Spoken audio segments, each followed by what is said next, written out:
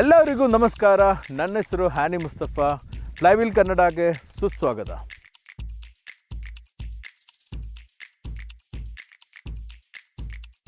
ಇವತ್ತು ನಮ್ಮ ಹತ್ರ ಹೊಸ ಟಾಟಾ ಸಫಾರಿ ಇದೆ. I don't know more, sorry. So ನಮಸ್ಕಾರ. ಇವರು flywheel founder and chief editor ಹಾನಿ ಮುಸ್ತಫಾ ಅವ್ರಿಗೂ ಇವ್ರಿಗೆ ಕನ್ನಡ ಇಷ್ಟೇ ಬರೋದು. ಇಲ್ಲಿಂದ ಮುಂದೆ ನಾನು ತೊಗೊಂಡೋಗ್ತೀನಿ. ಇವತ್ತು ನಮ್ಮ ಹತ್ರ ಇದೆ ಟಾಟಾದು ಹೊಸ ಸಫಾರಿ. ಹೇಗಿದೆ ನೋಡೋಣ ಬನ್ನಿ. ಫ್ಲೈವೀಲ್ ಕನ್ನಡಗೆ ಇನ್ನೊಂದ್ಸಲಿ ಸುಸ್ವಾಗತ.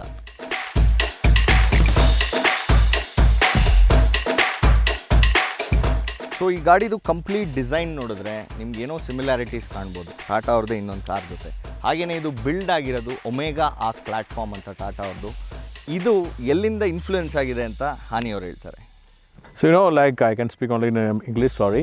Again, Land Rover was the base for this platform. They had taken the platform and modified it for Harrier, and that's the same platform used for Safari. ಅದಕ್ಕೆ ನೀವು ನೋಡ್ಬೋದು ಒಂದು ಡಿಸ್ಕವರಿ ಸ್ಪೋರ್ಟ್ ಅದರದ್ದು ಒಂಚೂರು ಸಿಮಿಲರ್ ಫೀಲ್ ನಿಮ್ಗೆ ಅನಿಸುತ್ತೆ. That's actually good. V are getting a good platform. ಚೆನ್ನಾಗಿರುತ್ತೆ ಗಾಡಿ ಓಡಿಸೋಕ್ಕೆ. ಸೊ ನಿಮಗೆ ಹ್ಯಾರಿಯರಿಂದ ಇದನ್ನು ಡಿಸ್ಟಿಂಗ್ವಿಷ್ ಮಾಡೋಕ್ಕೆ ಏನೇನಿದೆ ಅಂದರೆ ಟ್ರಯಾರೋ ಡಿಸೈನ್ ಇದೆ. ಇದು ಡಿಫ್ರೆಂಟಾಗಿದೆ. ಗ್ರಿಲ್ಲು ನೋಡೋಕ್ಕೆ ಚೆನ್ನಾಗಿದೆ. ಸ್ವಲ್ಪ ಮ್ಯಾಸ್ಕ್ಯುಲಿನ್ ಆಗಿದೆ complete design.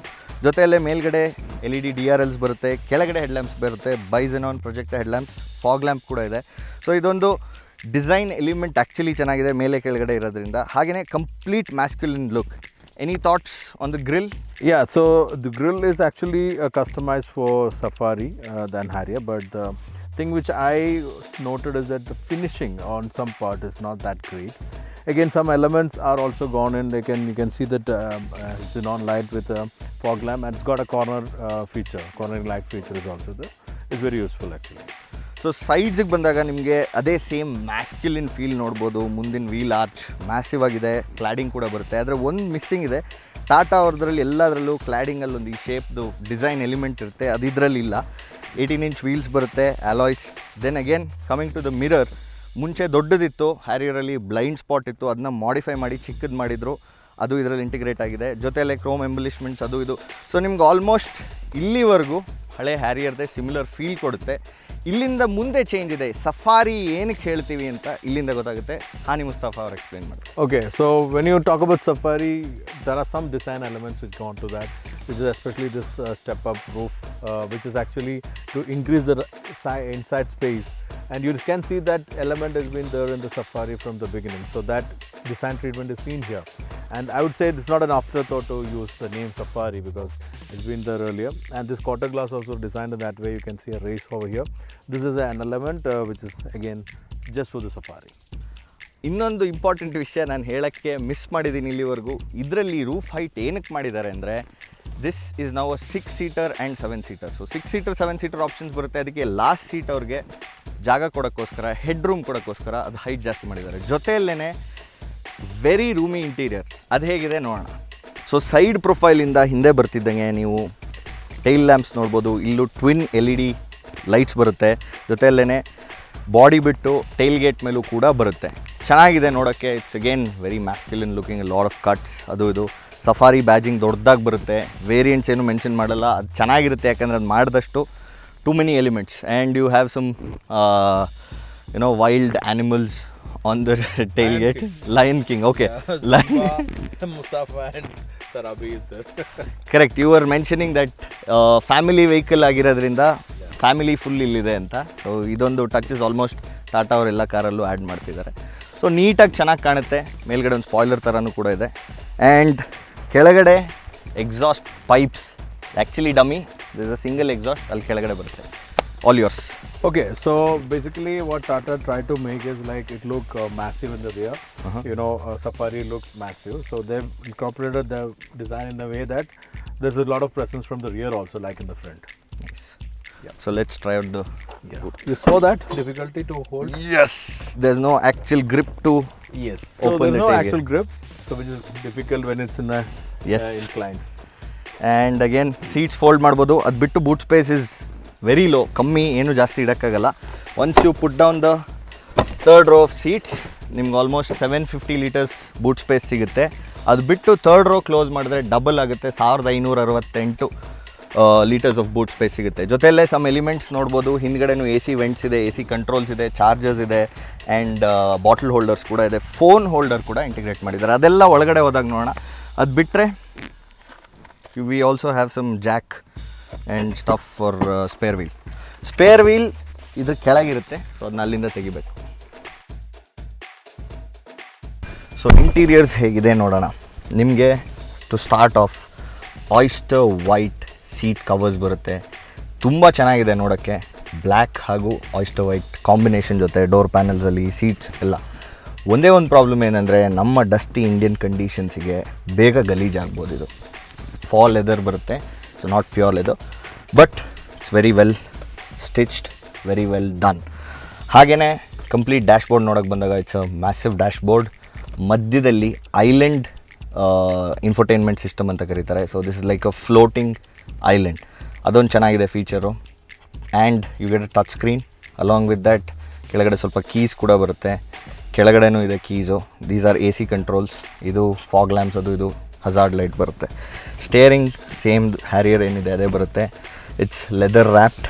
And again switches ಬರುತ್ತೆ ಎರಡೂ ಕಡೆನೇ. ಸುಮಾರು ಸ್ವಿಚ್ ಇದೆ, ಸ್ವಲ್ಪ ಜಾಸ್ತಿನೇ ಇದೆ ಅಂತ ಹೇಳ್ಬೋದು ಇದರಲ್ಲಿ. It's very neatly done. Apart from that ನಿಮಗೆ ಇನ್ಸ್ಟ್ರೂಮೆಂಟ್ ಕ್ಲಸ್ಟರಲ್ಲಿ ಪಾರ್ಟ್ ಡಿಜಿಟಲ್, ಪಾರ್ಟ್ ಅನಲಾಗ್ ಬರುತ್ತೆ. ಅದನ್ನೆಲ್ಲ ಎಕ್ಸ್ಪ್ಲೈನ್ ಮಾಡೋಕ್ಕೆ ಈಗ ಟೈಮ್ ಇಲ್ಲ, because this is a very short drive that we are getting. ಜೊತೆಯಲ್ಲೇ ಇದು ನಾವು ಓಡಿಸ್ತಾ ಇರೋದು ಇವತ್ತು automatic version. Automatically you also get the drive modes. ಆಮೇಲೆ hill descent, hill ascent control ಬರುತ್ತೆ, ಹಿಲ್ ಹೋಲ್ಡ್. ಹಾಗೆಯೇ ಆಟೋಮ್ಯಾಟಿಕ್ ಪಾರ್ಕಿಂಗ್ ಬ್ರೇಕ್ ಹಾಗೂ ಆಟೋ ಹೋಲ್ಡ್ ಅಂತ ಕೂಡ ಬರುತ್ತೆ. ಅಂದರೆ ನೀವು ಟ್ರಾಫಿಕಲ್ಲೆಲ್ಲ ಆಟೋ ಹೋಲ್ಡ್ ಆನ್ ಮಾಡಿಟ್ರೆ you just have to go and break.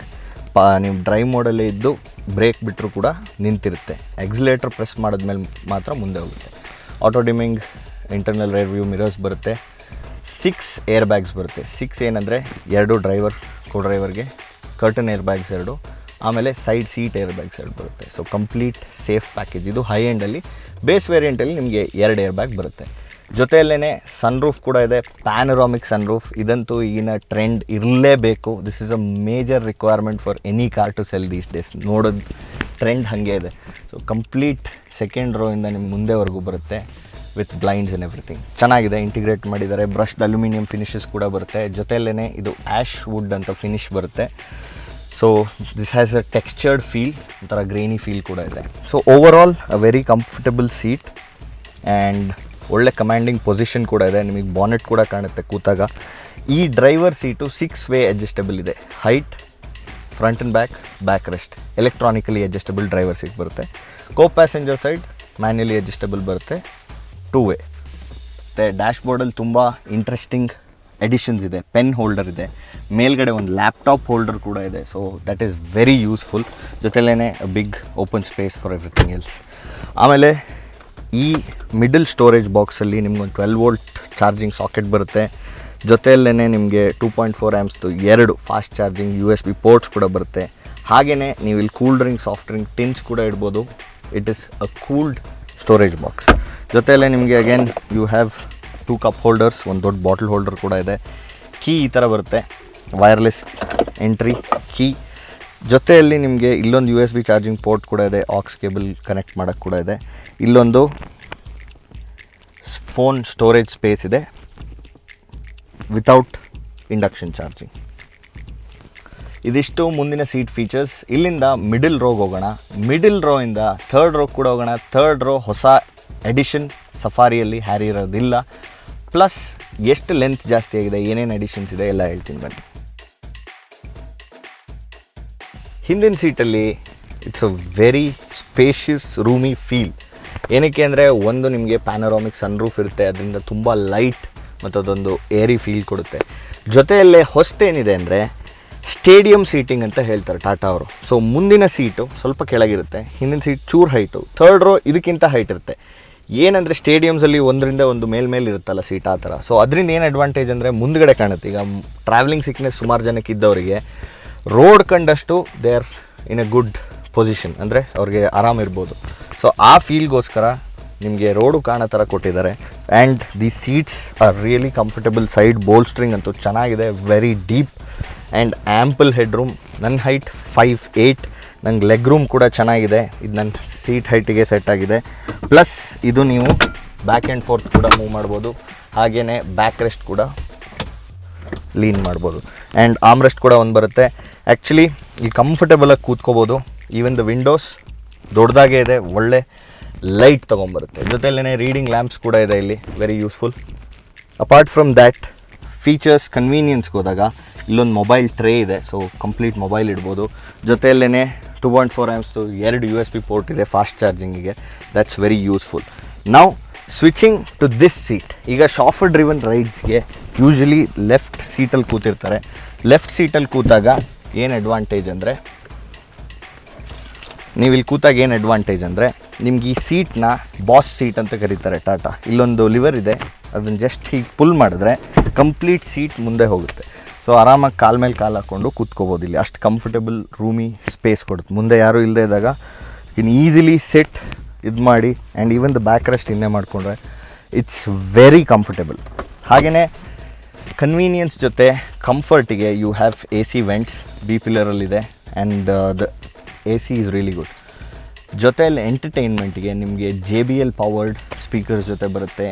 9 speaker ಇದು ಬರುತ್ತೆ. 1 sub, 4 tweeters and 4 speakers. The sound quality is really good. Apart from that, you also have space. Phone ಇಟ್ಕೊಳ್ಳೋಕ್ಕೆ ಇಲ್ಲಿ ಜಾಗ ಇದೆ, ವಾಟರ್ ಬಾಟಲ್ ಇಡೋಕ್ಕಿದೆ and some other space to put some other things. ಈಗ main third row, ಈ ಗಾಡಿ 63 mm length ಜಾಸ್ತಿ ಆಗಿದೆ. ಜೊತೆಯಲ್ಲೇ ದೊಡ್ಡ ಬೂಟ್ ಸ್ಪೇಸ್ ಇತ್ತು ಹಳೆ ಹ್ಯಾರಿಯರಲ್ಲಿ, ಅದನ್ನು ಯೂಸ್ ಮಾಡಿ ಏನು ಸ್ಪೇಸ್ ಸಿಗುತ್ತೆ ಹಿಂದೆ ಸೀಟಲ್ಲಿ ನೋಡೋಣ. ಒಳಗೆ ಕೂರೋಕ್ಕೆ ಆಲ್ಮೋಸ್ಟ್ ಓಕೆ, ಅಷ್ಟೊಂದು ಕಂಫರ್ಟೇಬಲ್ ಅಂತ ಹೇಳಲ್ಲ, ಬಟ್ ಕೂತ ಮೇಲೆ ನಿಮ್ಗೆ ಒಳ್ಳೆ ಕಂಫರ್ಟ್ ಸಿಗುತ್ತೆ. ಇಲ್ಲಿ AC ವೆಂಟ್ ಬರುತ್ತೆ. ಇಲ್ಲೂ ಕೂಡ 2.4 amps ಎರಡು ಚಾರ್ಜಿಂಗ್ ಸಾಕೆಟ್ ಇದೆ. AC ಬ್ಲೋವರ್ ಕಂಟ್ರೋಲ್ ಇದೆ ಈ ಸೈಡಲ್ಲಿ. ಆಮೇಲೆ ಇಲ್ಲೊಂದು ಕಪ್ ಹೋಲ್ಡರ್ ಇದೆ. ಫೋನಿಗೂ ಕೂಡ ಒಂದು ಹೋಲ್ಡರ್ ಬರುತ್ತೆ, ತುಂಬ ಚೆನ್ನಾಗಿದೆ. ಆ್ಯಂಡ್ ಅಗೇನ್ ನಾ ಹೇಳ್ತಿದ್ದಂಗೆ ಸನ್ ರೂಫು, ಬಿಗ್ ವಿಂಡೋಸ್ ಎಲ್ಲ ಇರೋದ್ರಿಂದ ಈ ಲಾಸ್ಟ್ ವಿಂಡೋ ಕೂಡ ಕ್ವಾರ್ಟರ್ ಪ್ಯಾನಲ್ ಏನಂತೀವಿ ದೊಡ್ಡದಾಗೇ ಇದೆ. ಸೊ ಒಳ್ಳೆ ವ್ಯೂ ಕೊಡುತ್ತೆ. ಜೊತೆಯಲ್ಲೇ ಇಲ್ಲಿ ರೀಡಿಂಗ್ ಲ್ಯಾಂಪ್ ಕೂಡ ಇದೆ. That's an easy added advantage. Backrest ಚೆನ್ನಾಗಿದೆ, headrest is decent. So ಕಂಫರ್ಟೇಬಲ್ಲಾಗಿ 6 adults ಅಂತೂ ಇದರಲ್ಲಿ ಕೂತ್ಕೊಂಡು ಹೋಗ್ಬೋದು. ಲಾಂಗ್ ಡ್ರೈವ್ಸ್ ಕೂಡ ಹೋಗ್ಬೋದು. ಸ್ಟೋರೇಜ್ ಸ್ಪೇಸ್ ಕಮ್ಮಿ ಇರೋದ್ರಿಂದ ಮೇಲಿರೋ roof rails they are functional, ಬರೀ ಶೋ ಪೀಸ್ ಅಲ್ಲ.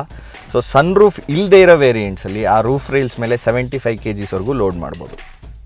ಇನ್ನೊಂದು ವೇ ಹಿಂದೆ ಸೀಟಿಗೆ ಹೋಗೋಕ್ಕೆ, ಥರ್ಡ್ ರೋ ಆ್ಯಕ್ಸೆಸ್ ಮಾಡೋಕ್ಕೆ ಮುಂದೆ ಮಾಡಿ ಇಲ್ಲಿಂದ ಹತ್ಬಿಟ್ಟು ಹೋಗ್ಬೋದು. ಇದು ಸ್ವಲ್ಪ ಟೈಟ್ ಸ್ಪೇಸ್ ಇದೆ, ಸೊ ನಾಟ್ ಸೊ ಗ್ರೇಟ್. ಜೊತೆಯಲ್ಲೇ ಐಸೋಫಿಕ್ಸ್ ಸೀಟ್ ಮೌಂಟ್ಸ್ ಕೂಡ ಬರುತ್ತೆ ಚೈಲ್ಡ್ ಸೀಟ್ಸಿಗೆ.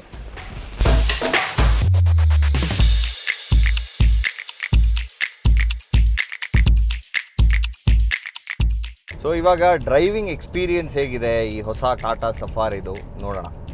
ಎಂಜಿನಿಗೆ ಬಂದಾಗ ಕ್ರಯೋಟೆಕ್ 2 ಲೀಟರ್ ಎಂಜಿನ್ ಬರುತ್ತೆ ವಿತ್ 170 bhp ಮ್ಯಾಕ್ಸಿಮಮ್ ಔಟ್ಪುಟ್ ಹಾಗೂ 350 Nm torque. These are good numbers for a car of this size. ಏನು ಅಂದರೆ it gives you a good initial pickup and in the highways triple digit speeds ಮಾಡಬೇಕಾದ್ರೆ it is nice. ನಾವು ಮೊದಲು automatic version ಓಡಿಸಿದ್ವಿ, ಇವಾಗ ಅದರದ್ದೇ manual version try ಮಾಡ್ತಾ ಇದ್ದೀವಿ. So ಅದಕ್ಕಿಂತ ಮುಂಚೆ ಕಾರ್ದು ಡೈನಮಿಕ್ಸ್ ಬಗ್ಗೆ ಹಾನಿಯವರು ಹೇಳ್ತಾರೆ. Okay, so when Tata was developing this platform with Jaguar Land Rover, and they were also had a tie-up with a company called Lotus, who are into sports car and Formula One dynamics, engineering and dynamics, where they tuned the suspension. Okay. So when they were developing Harrier, they had this combination, which is again taken to this car also. Recalibrating little for the excess weight is what I added. So that way dynamics plays a big role in this car, and it's very stable and good ride. You might have feeling that. Yeah. And thirdly, the way the response of the steering, and when we push the car to a limit like this, when you take a turn, the car is on our command. It's stable and ತುಂಬ ಚೆನ್ನಾಗಿ suspension ಕೂಡ ಚೆನ್ನಾಗಿದೆ ಅಂತ ಹೇಳ್ತಿದ್ರು. Even in high speed breakers ಇಲ್ಲಿ ಅಥವಾ ಸಣ್ಣ ಪುಟ್ potholes ಇದ್ರೂ ಚೆನ್ನಾಗಿ ಹೋಗುತ್ತೆ. It's comfortable and even body roll for a car of this size, this height, I felt it is decent enough. C for example it's minimal, so it's a good thing. And one more thing that I liked about the car is the stadium seating. Yes. Because it gives you a complete view. Yeah.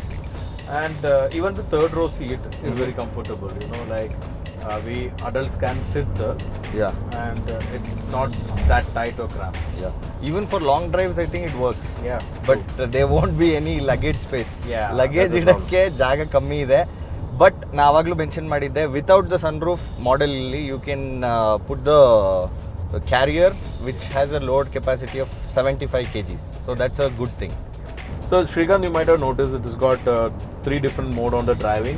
Okay. And 3 different mode on the traction, which is like it is called as off-road mode. Okay. So in driving, you have the normal mode, which we are driving right now. It's an eco mode. Okay. Economy drive mode activated. You're not going to confuse that. So once you apply that, you'll definitely feel the difference in the throttle. It's less throttle. It's more efficient now. Otherwise, you can also select Sport drive mode activated. Immediately you'll feel the difference, right? Correct. That is very accurate that way. So one City is that. drive mode activated. So once you cancel that, you are going into normal mode. And the other 2 track mode are the normal on-road mode, and there is a one wet surface. Okay. And third one is a rock crawl. Okay. So basically, it is not a 4-wheel drive car, but again, with the kind of tractions, they can adjust the way the throttle response go to the tire. Okay. And rotate according to the surface. Nice. Because you know, if you're on a normal throttle, on wet you won't be able to take it away, like for the slush and all. Correct. You need a little more throttle.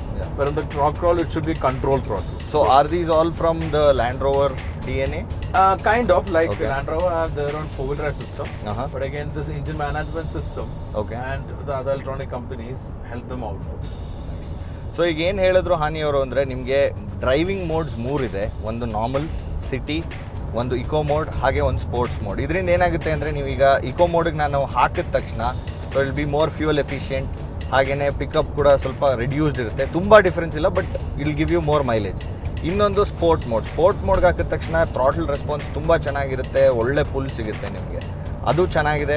ನಿಮ್ಗೆ economy ಬೇಕಾದರೆ economy, sports you want have fun, ಅದು ಮಾಡ್ಬೋದು. ಅದು ಬಿಟ್ಟು ಇನ್ನೊಂದಿರೋದು terrain response. So basically ಒಂದು normal mode ಇದೆ, ಇನ್ನೊಂದು ವೆಟ್ ಸರ್ಫೇಸಸ್ಸಿಗಿದೆ.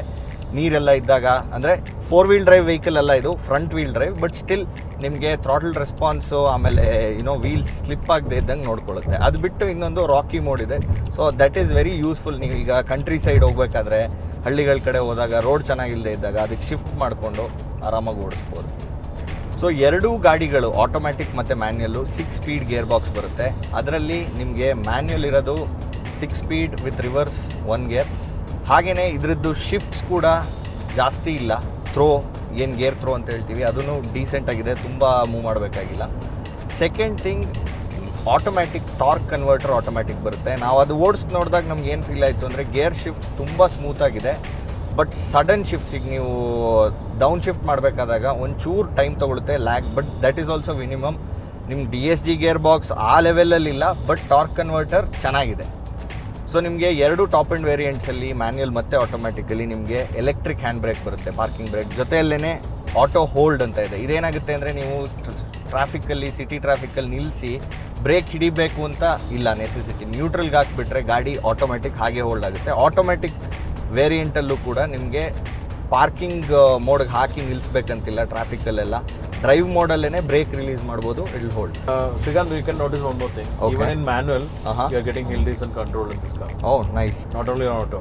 ಸೊ ಇನ್ನೊಂದು ಏನಿದೆ ಅಂದರೆ ಅಡ್ವಾಂಟೇಜು, ಬೆಟ್ಟ ಎಲ್ಲ ಇಳಿಬೇಕಾದ್ರೆ ಇನ್ಕ್ಲೈನ್ಸ್, ಡಿಕ್ಲೈನ್ಸ್ ಎಲ್ಲ ಇದ್ದಾಗ ಹಿಲ್ ಡಿಸೆಂಟ್ ಕಂಟ್ರೋಲ್ ಅಂತಿದೆ. ಇದರಿಂದ ಏನಾಗುತ್ತೆ ಅಂದರೆ, ಅದು ಆ್ಯಕ್ಟಿವೇಟ್ ಮಾಡಿದ್ರೆ ನೀವು ಬ್ರೇಕ್ ಹಿಡಿದು ನಿಲ್ಲಿಸಿ ಸ್ಲೋ ಮಾಡೋ ನೆಸೆಸಿಟಿ ಇಲ್ಲ. ಲೈಟಾಗಿ ಸ್ಲೋ ಆದಾಗ ಅದೇ ಕಂಟ್ರೋಲ್ ಮಾಡಿ ನಿಮಗೆ ಸಡನ್ನಾಗಿ ಡೌನ್ಗಳಲ್ಲಿ ಇಳಿಯಲ್ಲ ಗಾಡಿ. So with all these features, I guess this is taken to the next level. Yeah, so technically there is a lot of things which is improved from what Safari was, and even with the Harrier also there are some improvements which you see.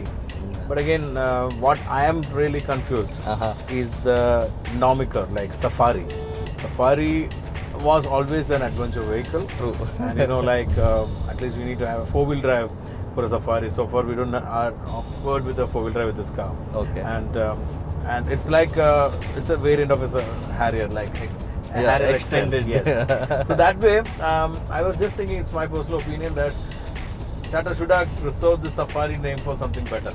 True, I agree.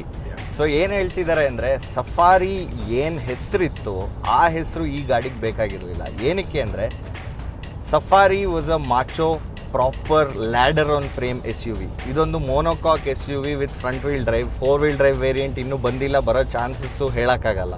So ಆ safari ನೇಮಿಗೆ ಇದು ಕರೆಕ್ಟಾಗಿ match ಆಗಲ್ಲ ಅಂತ ನಮ್ಮ ಅಭಿಪ್ರಾಯ, personal opinion. ಹಾನಿಯವ್ರದ್ದು ಅದೇ, ನಂದು ಅದೇ. ಈಗಿನ ಟುಡೇಸ್ ವರ್ಲ್ಡ್ ಏನೇನು ಕ್ರೀಚರ್ ಕಂಫರ್ಟ್ಸ್ ಬೇಕು ಅದೆಲ್ಲ, so it basically has all the creature comforts that you need for a good highway cruise and moderate kind of off-roading on rough surfaces. Apart from that, I don't think you can take it on a proper, rough patch of road and enjoy the drive. Let our viewers mention their comments about this. Definitely. So ಇದ್ರ ಬಗ್ಗೆ ನಿಮ್ಗೆ ಏನು ಅನಿಸುತ್ತೆ, safari name ಈ ಗಾಡಿಗೆ ಸರಿ ಇದೆಯಾ, ಅದನ್ನ ನೀವು ಮೆನ್ಷನ್ ಮಾಡಿ ಕಾಮೆಂಟ್ಸಲ್ಲಿ, ನೋಡೋಣ ಏನಿದೆ ನಿಮ್ಮ ರೆಸ್ಪಾನ್ಸ್ಗಳು ಅಂತ. ಸೊ ಈ ಗಾಡಿದು ಫ್ಯೂಯಲ್ ಎಫಿಷಿಯನ್ಸಿ, ಮೈಲೇಜ್ ಹೇಗಿದೆ ಅಂದರೆ, ಇನ್ಸ್ಟೆಂಟೇನಿಯಸ್ ಆಗಿ ಡಿಸ್ಪ್ಲೇ ಮಾಡೋದನ್ನ ನಾನು ಹೇಳ್ತಾ ಇದ್ದೀನಿ. ಅಬೌಟ್ 12 km/L, ಅದು ಟ್ರಿಪಲ್ ಡಿಜಿಟ್ ಸ್ಪೀಡ್ಸಲ್ಲಿ ಹೈವೇಸಲ್ಲಿ ಹೋಗ್ಬೇಕಾರೆ. ಆಮೇಲೆ ಹಾನಿಯವ್ರು ಹೇಳ್ತಾ ಇದ್ರು, if Tata claims a fuel efficiency number, that is very accurate. It is almost near the number. So you agree on that? Yes, I do, because from the time of Indica itself, Tata used to bring out some good efficient figures. Yeah. So that whenever they claim that, they used to be very close. Not that they claim a figure and you're on another planet. ಇದರಲ್ಲಿ ನಿಮಗೆ correct ನಂಬರ್ಸೇ ಬರುತ್ತೆ. So approximate ಆಗಿ ಒಂದು 10 ಅಂತೂ ಚೆನ್ನಾಗಿ ಕೊಡುತ್ತೆ. And that to the size of the car being so big, being a 7-seater, that is good amount of fuel efficiency that you can expect. So Srikanth, how did you feel the brake? Yeah, like you said, the brakes are a bit spongy. Once you press it, it gives a kind of dampening effect, but it still doesn't stop the car instantly. So it's got 4 disc brakes, but again the pedal travel is more. Correct. So you don't get that strong feel of confidence. Yeah, that confidence kodutte. You can brake, but again the feel is not there. Missing out. Yeah, maybe Tata will have to sort it out. Yes, they can give us a feedback. Yes, definitely. ಅದೇ ಇವಾಗ ಏನು ಮಾತಾಡ್ತಿದ್ವಿ ಅಂದರೆ breaking ಬಗ್ಗೆ. Braking ಚೆನ್ನಾಗಿದೆ, all 4 disc brake ಬರುತ್ತೆ, ABS ಇದೆ, ಎಲ್ಲ ಇದೆ. ಬಟ್ ಆದ್ರೂ ಕೂಡ ಫೀಲ್ ಆಫ್ ದ ಪೆಡಲ್ ಒಂಥರ ಸ್ಪಾಂಜಿ ಇದೆ. ಆಮೇಲೆ ಏನೋ ಒಂದು ಕಾನ್ಫಿಡೆನ್ಸ್ ಬರ್ತಿಲ್ವೇನೋ ಅನ್ನೋ ಫೀಲಿಂಗ್ ಕೊಡುತ್ತೆ. So Tata may have to work on that. ಆಮೇಲೆ ಇದ್ರದ್ದು 3rd row of seats add ಆದಮೇಲೆ ಇದಕ್ಕೆ ಕಾಂಪೀಟ್ ಮಾಡೋದು XUV 500 ಹೊಸದು ಬರ್ತಾ ಇದೆ ಮಹೀಂದ್ರದು. ಆಮೇಲೆ ಕ್ರೆಟಾ ಕೂಡ ಹೊಸದು ಬರ್ತಾ ಇದೆ 7-seater. ಅದು ಬಿಟ್ಟರೆ ನಿಮಗೆ ಹೆಕ್ಟರ್ ಪ್ಲಸ್ ಏನಿತ್ತು 6 and 7-seater ಆಪ್ಷನ್ಸ್, ಅದು ಕೂಡ ಬರ್ತಾ ಇದೆ. So all this putting together, Tata overall agi is a decent product, has a good service network and everything. So what do you think of the car? Can people buy it? What kind of people should actually look at buying the... Okay, so with the experience of Harrier as a customers, so I know like a few of my friends about Harrier and they're quite happy. Okay. Of course, any car, new car have some niches which are there overcoming it with the service and the support. Okay. So that way Tata has improved a lot on the products. And if you genuinely want a proper 6-seater or 7-seater wherein you want to put somebody in the last row and have to travel, like if you have a bigger family, then it's a very good choice, because there are a lot of cars which are claimed to be 7-seater, wherein like the last 2-seater like a jump seat for kids. In this case, it's like we are seen, you can properly sit. True, yeah. So a proper family car, as they mentioned with that small lion logo, it is a family vehicle, proper SUV. True. Yeah, so those who are looking forward that, a big family and all adults can actually sit. 6 adults or 7 adults ಈ ವೇರಿಯಂಟಲ್ಲಿ. ಇದರಲ್ಲಿ ನೀವು ನೋಡಿರ್ಬೋದು ಮಧ್ಯ full seat ಇದೆ, captain seats ಇಲ್ಲ. So this is a good choice. ಯಾರಿಗೆ ಅಂದರೆ full adults, ಅಷ್ಟು ಜನ ಒಟ್ಟಿಗೆ ಹೋಗೋರಿಗೆ, ಬೇರೆ ನೀವು ಹಾನಿಯವ್ರು ಹೇಳ್ದಂಗೆ ಬೇರೆ ಕಾರ್ಗಳಲ್ಲಿ 3rd row of seats add ಮಾಡಿದ್ದೀವಿ ಅಂತೀವಿ, ಆದರೆ ಬರೀ ಮಕ್ಕಳಿಗಾಗುತ್ತೆ ಅದು. ಇದರಲ್ಲಿ 6ರಿಂದ 7 ಜನ ಅಡಲ್ಟ್ಸ್ ಆರಾಮಾಗಿ ಕೂತ್ಕೊಂಡು ಲಾಂಗ್ ಡಿಸ್ಟೆನ್ಸಸ್ ಟ್ರಾವೆಲ್ ಮಾಡ್ಬೋದು. Suspension setup is also very nice. so one more thing which I had to add, like you have this Bose seat, no? Yeah. Wherein you can control with this. Yeah. So I can do it from here now to show. So once you do this, even on the bench seat, the Bose can have a bigger leg room. Yeah. So those who have a chauffeur and want to take it to office in a style, Correct. again it's a good option. Yes. ಆಮೇಲೆ ಹೇಳ್ತಿದ್ದಂಗೆ boss seat ಅಂತ ಏನಿದೆ ಇದರಲ್ಲಿ, ಹಿಂದೆ ಸೀಟಿನ control ಮಾಡ್ಬೋದು. Captain seats ಇಲ್ಲದೆ ಇದ್ರೂ ಕೂಡ ಈ ಸೀಟಲ್ಲಿ ಕೂತ್ಕೊಂಡು ಹಿಂದೆ ಸೀಟಿಂದ ಮುಂದೆ ಸೀಟ್ ಅಡ್ಜಸ್ಟ್ ಮಾಡ್ಬೋದು. ಈಗ ತಾನೇ ತೋರಿಸಿದ್ರು. ಸೊ ಶಾಫರ್ ಡ್ರಿವನ್ ಯೂಸೇಜ್ಗಂತೂ ಸೂಪರ್ ಆಗಿದೆ ಈ ಗಾಡಿ. ಫ್ಲೈವಿಲ್ ಕನ್ನಡ ನೋಡಿದ್ದಕ್ಕೆ ಧನ್ಯವಾದ. ಥ್ಯಾಂಕ್ ಯು ಹಾನಿ. My pleasure. ಎಸ್ ಆ್ಯಂಡ್ ದಯವಿಟ್ಟು ಸಬ್ಸ್ಕ್ರೈಬ್ ಮಾಡಿ, ಕಾಮೆಂಟ್ ಮಾಡಿ, ಆಮೇಲೆ ಫ್ರೆಂಡ್ಸ್ ಜೊತೆ ಶೇರ್ ಮಾಡಿ. ಇಂಥದ್ದೇ ಹೊಸ ಇಂಟ್ರೆಸ್ಟಿಂಗ್ ಡೀಟೇಲ್ಡ್ ರಿವ್ಯೂಸ್ ನಿಮಗೆ ಕನ್ನಡದಲ್ಲಿ ತೊಗೊಂಬರ್ತಾ ಇದ್ದೀವಿ ಮೊದಲನೇ ಬಾರಿಗೆ. ಶೇರ್ ಮಾಡೋಕ್ಕೆ ಮರಿಬೇಡಿ. Thank you so much.